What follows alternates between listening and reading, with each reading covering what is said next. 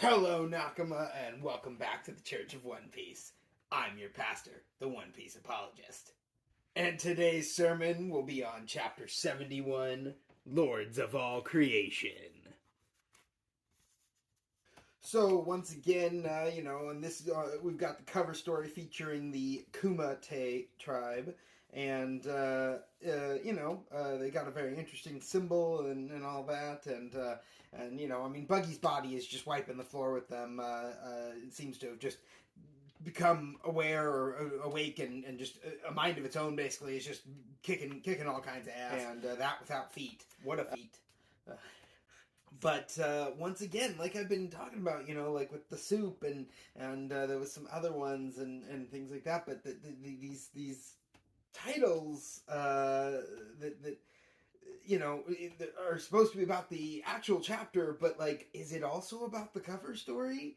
And I don't know. I'm just thinking, could be the Kumite tribe is related to the Lords of All Creation, right? Or the create somehow the gods of the world or the universe or something. Anyway, just very interesting stuff, very early on here. But, for me, coincidence? I think not! And so then, starting in the actual story of the chapter, we see Nojiko telling Usopp that Nami is a member of the Arlong Pirates, and how she joined them even though the Arlong Pirates terrorized the village that she grew up in and all this stuff.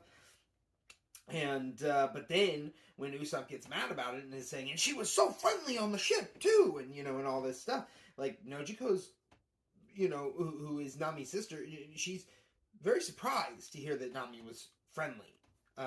So I think that was an interesting thing. We saw Nojiko kind of, friendly? Really? And so Usopp, now finding out that Nami is this person who, betrayed her own hometown village and all this stuff and blah, blah, blah. He's just like, well, forget her then. You know what?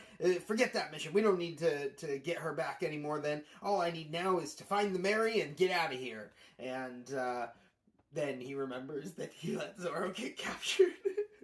And he's like, oh, crap. And I'm just like, yeah, dude, that's why you don't let your guys get captured. That's why you don't just abandon them, tie them up, first of all, and then abandon them on a ship for fishmen to take. It's kind of your bad here, Usopp. And so then we go and check in with Zoro and the fishmen that have captured him, and they're kind of checking him out, and he's just like, get your hands off me, you damn dirty half fish. Or whatever, and I love that. It's almost definitely a reference to the original Planet of the Apes, which I believe very much might have been something Oda would have watched growing up. And there was always the line of "Get your hands off me, you damn dirty ape!" And it's like it's such a fun line, and I love the little reference here. It's good time. So Arlong professes that he thinks fishmen are actually just evolved humans, and it could be said. They can breathe underwater, they can swim much better, they're 10 times stronger generally, that's definitely another step in the evolutionary chain, but that doesn't necessarily make them better than humans. I don't know. I don't think humans are better than fishmen either. It's just kind of, we can all be here, right? But well, who knows? Except Arlong says that Nami is much better than other humans because she draws awesome math. And so then Arlong is actually saying that, Nami is ruthless and, really only cares about money. She doesn't care about people. He's like explaining this to Zoro, who thought he knew Nami, but Nami is clearly working for the Arlong Pirates and stuff. Yeah, Sister Nami will do anything for money. She even forgave the death of a parent for money, or whatever. And like Nami is just like looks shaken for sure, just like not. Nami clearly does not like what Arlong is saying, and Zoro very much notices that. And so then he makes a very interesting decision.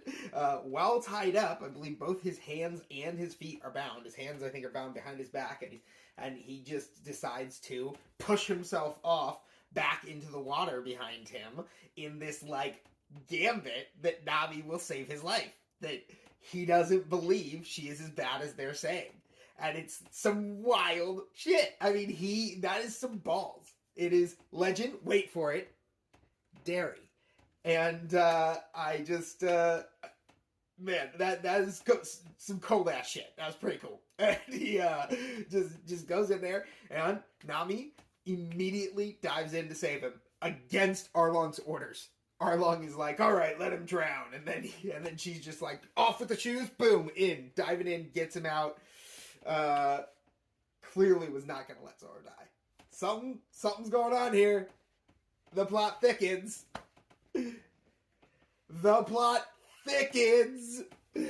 But of course, Nami is pretty upset with Zoro for basically making her do that. Kind of making her show her hand in front of all these fishmen and all that. And so she notices his bandages, and she's just like, oh, those are some nice bandages. He's like, yeah, I was out of clean laundry. Like, I just decided to wear this as a shirt. And Nami's just like, bullshit, and just punches him right in the wounds. She knows what she's doing. She is very intentionally trying to hurt him grievously, but she doesn't want him dead. And that's a fine line, but it's a key difference. And then the big jaw fishman who was chasing Usopp shows up at Arlong Park and tells Arlong about this long-nosed guy who was causing trouble, and he's out there somewhere. So most of the Arlong pirates, most of the fishermen, then go to Cocoa Village to try and find this guy. And I guess Arlong has some other business he needs to do there as well. So then Usopp and Nojiko are like behind these houses, like spying on Arlong and his men, and that they're there, and Usopp is drawn as like literally horizontal on the side of the house. Like, he's not on the ground, he's like up where his head should be, but he's horizontal. And I think it's just a very funny and fantastic way to illustrate that he's like so scared that he's like really trying to hide, but he is also still trying to see what's going on.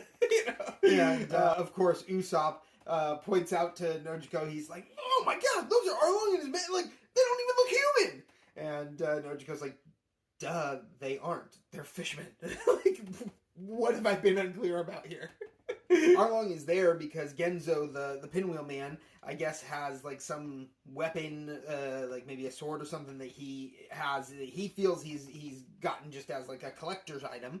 But Arlong has made a decree that no one shall have weapons because it's a threat to the peace of the island. Sure. And so he has come to enforce some justice on this guy, and the people are like begging him, like, please don't. We already paid our tribute. Tribute? I mean, that's very interesting. There's this concept, I guess, where the villagers have to pay some sort of tribute to Arlong, just so that he won't rob and or kill them. Cool. I mean, it's when we picked you up on Terra, them boys, they were fixing to eat you. But I stopped them. So you owe me your life. No. It's not how that works. But yeah, it seems like, Arlong expects this tribute on a very regular basis. And I mean, I'm glad that it's only this island, and that's not how like the entire world works. That would really suck for sure. So that's going to do it for this review. You'll have to tune in next time to find out if Arlong is going to kill Old Man Genzo, and if not, how will he be foiled? Definitely keep tuning in to find out. But until then, this has been the review for Chapter 71, Lords of All Creation. And as always, One Piece be with you.